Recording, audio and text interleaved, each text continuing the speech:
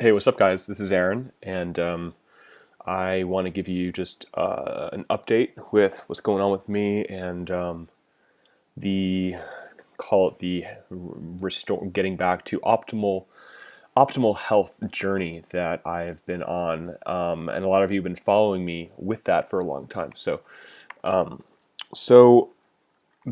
basically, I'm still in the still in the same boat. Um, the wonderful doctor that I was seeing, and he really is amazing. He has some of the most cutting edge diagnostic tools regarding a biofrequency, crazy things to diagnose and to see what's going on with you. All of that. Spent thousands of dollars seeing him. Did a lot of ozone therapy. Uh, and I'm in the same boat where I just really don't respond to anything. So I've been doing the Cowden protocol the last month and a half, pretty solidly. Um, just doing. Anytime I walk by the kitchen, I'm just like putting some Cowden in water, cemento banderol, all the detox stuff. I'm putting essential oils, thyme, clove, lemongrass, um, lemon balm, also known as Melissa, which is a very expensive essential oil. All the biofilm enzymes, serrapeptase, lumbrokinase, nattokinase, all those types of things. You doing the interphase plus. So I've done so much, right? And if you follow my journey, you know exactly what that's like. Uh, so basically, I'm in the exact same boat. I did a full panel with an infectious disease doctor about a month and a half ago. Basically, when I went to LabCorp, no joke, probably 30 to 40 vials of blood. Um, and I don't think I've talked about how horrible my veins are. They look really good, but I have this weird thing that no doctor that I've spoken to and no nurses that do IVs for a living has ever really seen. Um, Basically, it just clots. Like right when you stick the needle in, it just stops. And it can be the biggest, plumpiest, greatest vein, and there's just nothing. And then sometimes there is something, and it's totally random. So anyway, thankfully we got those blood tests done for all the infectious disease. So basically, the only thing came back that was possibly positive was tuberculosis, which doesn't make any sense because I have zero TB symptoms. So anyway, a few days ago I did a skin test, and that came back fine for TB, and also I did a chest X-ray just to make sure. The results haven't come back, but I know that's not an issue. So I'm really back to square one, where literally nothing I do, I notice a difference. Um, High dose ozone, where everybody I've spoken to at least notices something. They either hurts, they either feel shittier, or they feel great. I feel nothing, and I did a lot of those. I can drink oregano oil and drink, these Cowden protocols, the cemento, banderol, antimicrobials. I can drink it like water, and I don't feel anything. Um, so I've been looking more and more into different places for treatment. At this point, I don't even know what I have. I went to a doctor, and if you've been on this Lyme journey for a while, you know how some doctors you meet are going to be like, there's no way to get well unless you do at least 6 months of antibiotics. And there are other people that are like, you don't need that. Maybe finish off with some antibiotics, but that's not going to be the biggest thing that's going to help you. So it's so confusing, and you all know that. And the testing is so bad with this. So I've been looking into different options. Looking into purchasing an ozone kit to do rectal ozones daily. Leaning away from that just because I felt nothing with all the ozones I've done. I've done many different kinds, and none of them has ever done it. I never felt any difference. So also looking into buying a True Rife machine possibly. Um, there's a few clinics that do kind of one's a clinic in Mexico that someone I know that had a lot of results from. It's kind of these live-in clinics that you spend like a week there.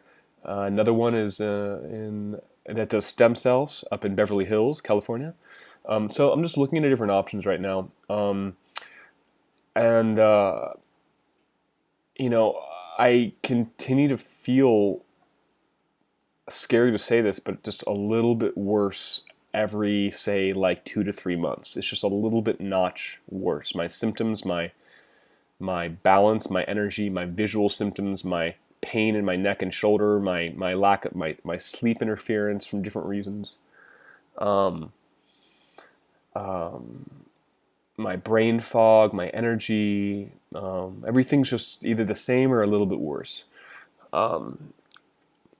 So I'm looking into a doctor who's very competent with the shoemaker mold ish protocols, and looking into all the different you know things that go around with that. Like I think one's called like TGF beta 1 and HLA and G. So looking into mold exposure too. I need to schedule an appointment with him. So because there aren't really that many that know it very very well. So in terms of the countless blood tests that I've done, the only things that have come back bad, aside from this weird tuberculosis, which I really don't think is anything, is really low testosterone, messed up adrenals, which most of us have if we've been kind of compromised for a while. Very high C4A, which is an inflammatory marker. And it has to be done in a certain lab, which mine was. So look into that if you're kind of curious about what's going on with you.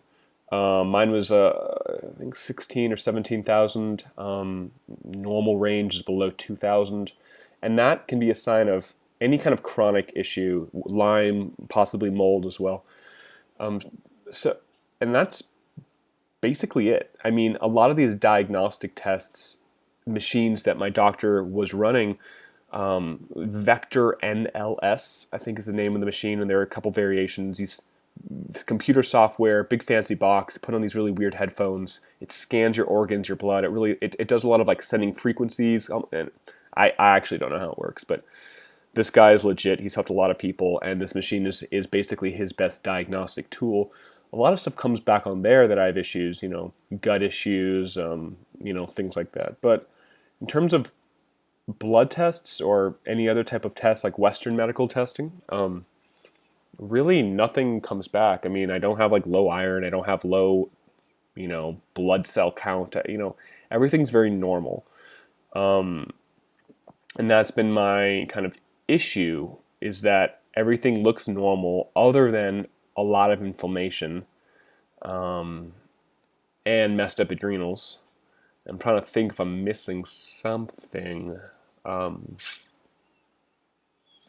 That's it. I mean, so we're really just going off of a Lyme test I took 2 years ago, where some of the bands were positive, enough for a Lyme doctor to say that you have a Lyme infection.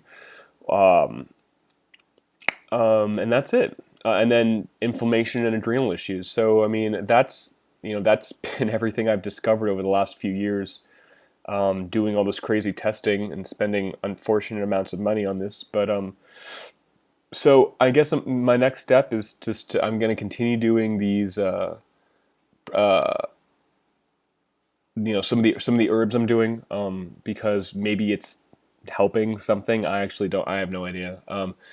Going to make an appointment with this doctor I found who's very competent on mold and other biotoxin illnesses. He's down in San Diego.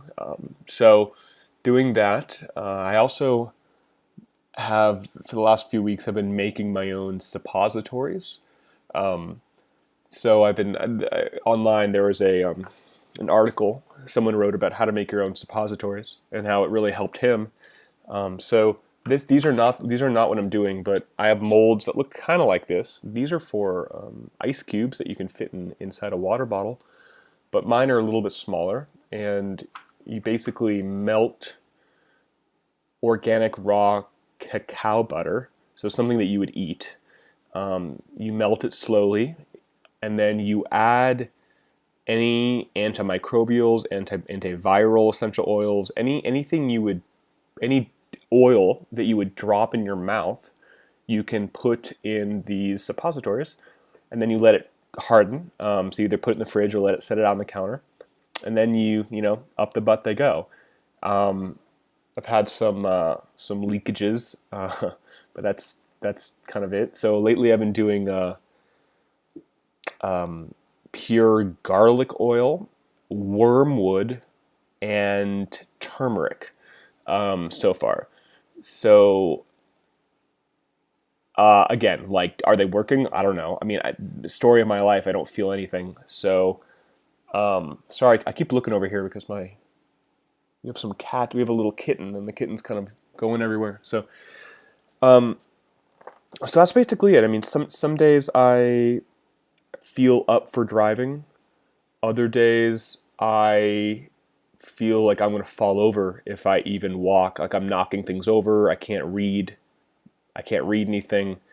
So taking that visual and brain congestion or brains, I don't know the right word, and then taking that into driving, sometimes I just don't feel comfortable on the road. And then I still have the flu some days. Some days I wake up and I just feel horribly sick, or even just like a few hours ago, and even right now, I mean, I feel like I have the flu. So that that's kind of always there, comes and goes with intensity here and there, but basically I'm the same or a little bit worse as I was 3 to 6 months ago, or even a year ago. Definitely a year ago. A year ago, I didn't like driving, but I could do it. Lately, it's like if I don't need to, or if someone else can drive me somewhere, I will usually opt for having somebody else to drive me, which is tough, being kind of very, very independent. And this leads into something else as well. So I'm trying to find out where my cat is. Okay, we're good. So I am very. You know what? I'll just stop the video and I'll make it on the next.